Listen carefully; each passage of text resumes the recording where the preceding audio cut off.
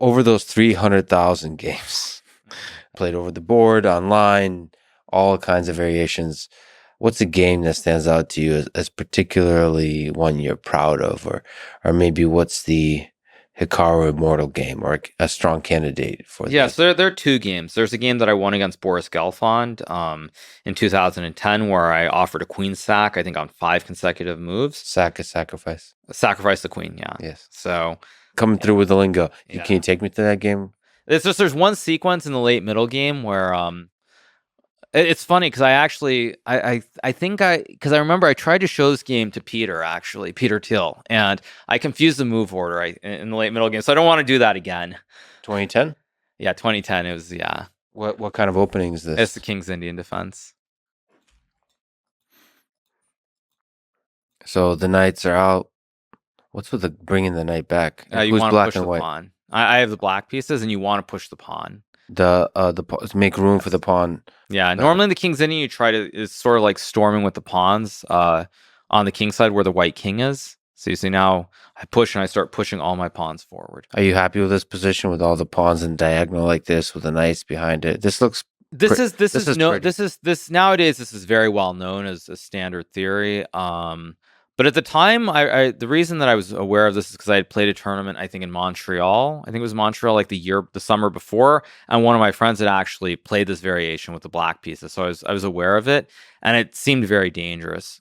But from the black perspective. Yeah, I feel like it's very hard for white to play. Yeah, very hard for white to play. It feels like you're getting attacked. Your king, you see the black pawns are coming down towards the king, and it's very hard to defend. And also, a lot of players don't like being attacked. Generally, you try to avoid positions where your king is under fire, which comes back to what I said about Magnus as well. Like he doesn't like it when his king is under fire, and so therefore.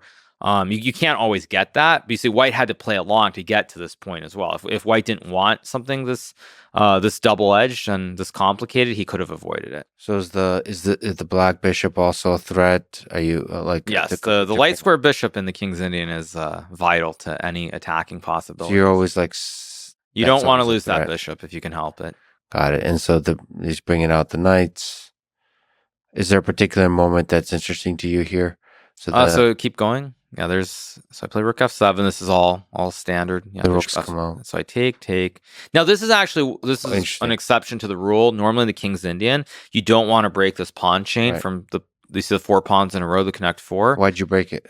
Because it's an exception where you can do that. There almost are no variations in the King's Indian where you do that. You almost always retreat the bishop to guard the pawn, the bishop to f8. You break the pawn chain because it's an exception to the rule because you're not actually worried about white being able to push the pawn to d6 here. It was probably the best game I ever played, so it keeps going. a5, g4. Yep.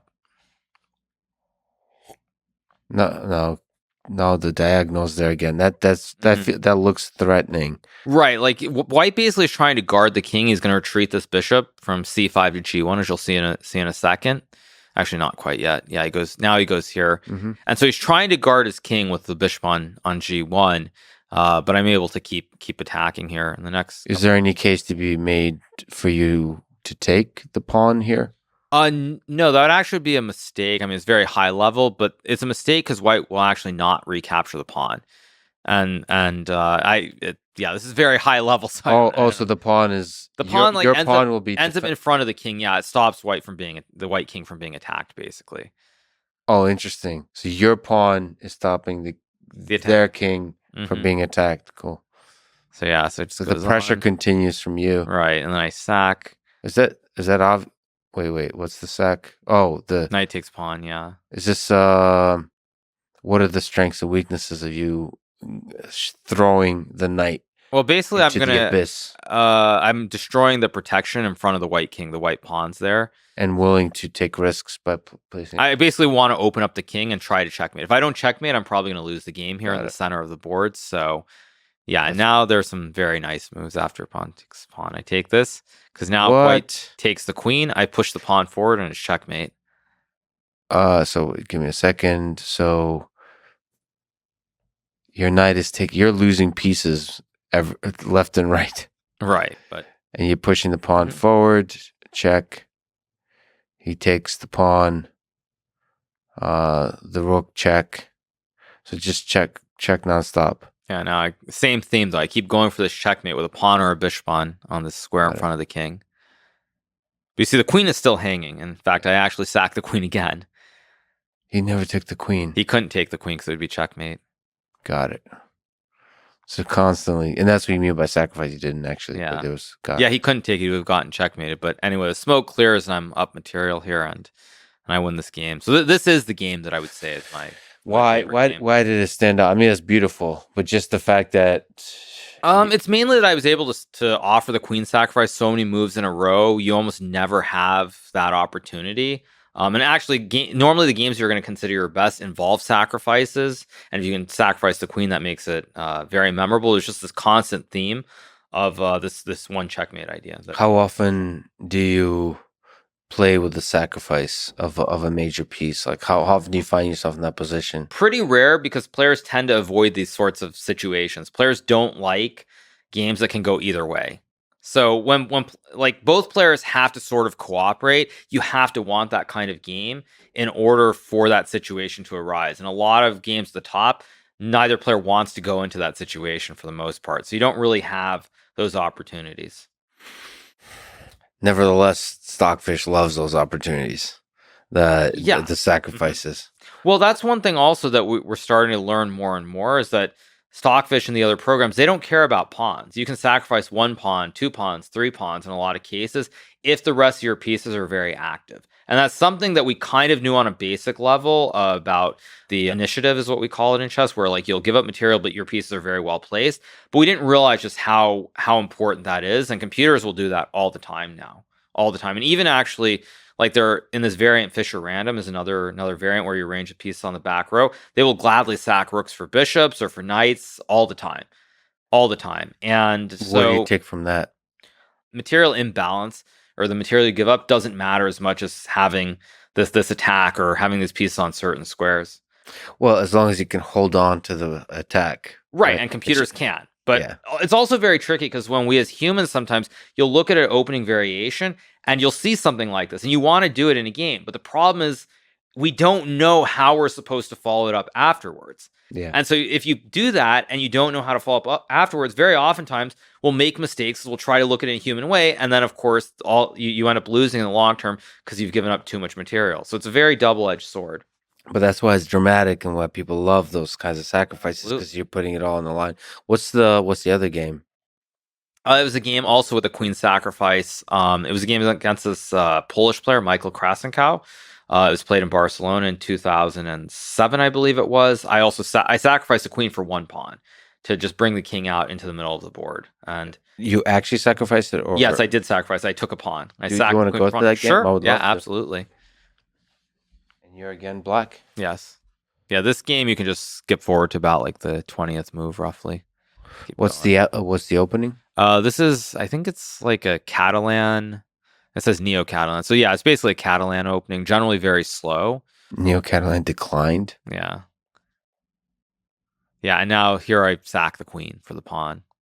Or no, sorry, I take the knight first. Sorry, knight c6. Keep going. So by the way, the pawn structure here is a mess, or is missing. Yeah. So I take the knight. You take the knight with a rook. Yeah. What's the discovery?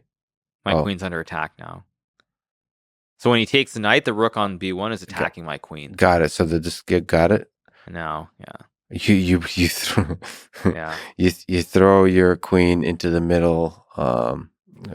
Check the king. Wait a minute.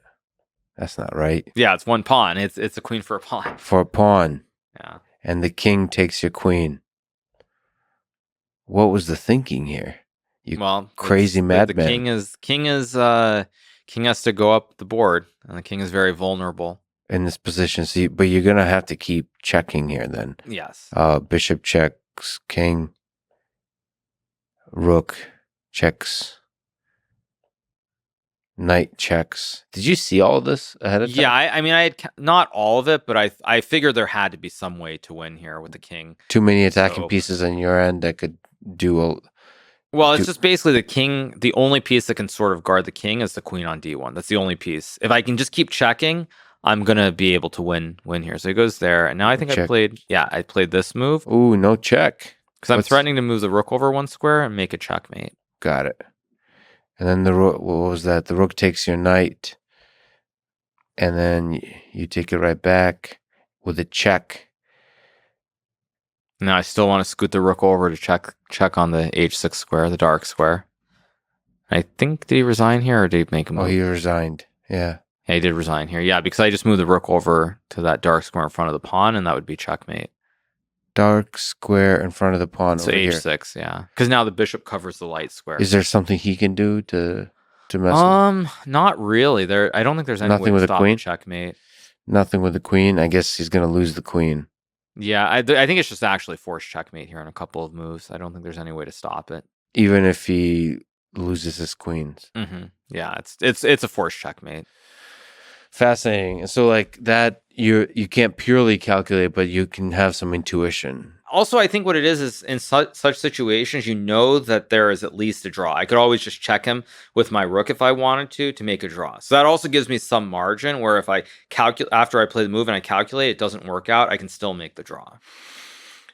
Are you I mean for fun, do you do the sacrifices of this sort? When it's not the serious competitive online events or over the board, I do actually do this quite frequently, and I wish there were more opportunities. But top level chess, it's become harder and harder because due to computers, everybody's very, very well prepared in the opening. They know the first like 15 to 20 moves sequences in no matter what you do. So it's the room for creativity is less and less, which means you have less of those types of games.